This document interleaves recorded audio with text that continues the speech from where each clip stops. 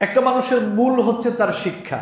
যেই পরিবারে প্রকৃত শিক্ষা থাকবে না, ওইটা প্রকৃত পরিবার হতে পারে না।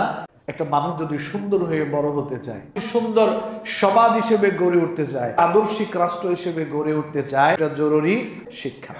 বাংলাদেশের মুসলমানদের দিয়ে ক্ষতিগ্রস্ত করা হয়েছে, ওইটা হচ্ছে শিক্ষা ব্যবস্থা। শিক্ষা একজন মানুষকে প্রকৃত মানুষ হওয়া শেখায়। শিক্ষা একজন মানুষকে ভালো মন্দের মধ্যে পার্থক্য করাটা শেখায়।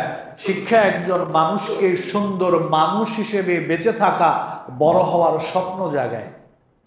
একটা মানুষের মূল হচ্ছে তার শিক্ষা। শিক্ষা যদি না থাকে, ওটা যেরকম মানুষ হতে পারে না, মানুষের মতো মানুষ হতে পারে না। যেই পরিবারে প্রকৃত শিক্ষা থাকবে না, ওইটা প্রকৃত পরিবার হতে পারে না। যেই সমাজে প্রকৃত শিক্ষা থাকবে না, ওইটা প্রকৃত সমাজ হতে পারে না। যেই রাষ্ট্রে প্রকৃত শিক্ষা থাকবে না, ওইটা প্রকৃত রাষ্ট্র হতে পারে না।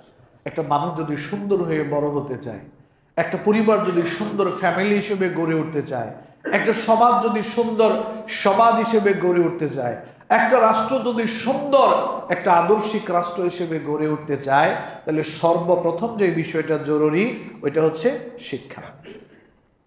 আজকে আমাদের বাংলাদেশে গত 16 বছরে অথবা মতান্তরে 17 বছরে সবচাইতে বেশি বাংলাদেশের মুসলমানদেরকে যেই বিষয়টা দিয়ে ক্ষতিগ্রস্ত করা হয়েছে, ওইটা হচ্ছে শিক্ষা ব্যবস্থা।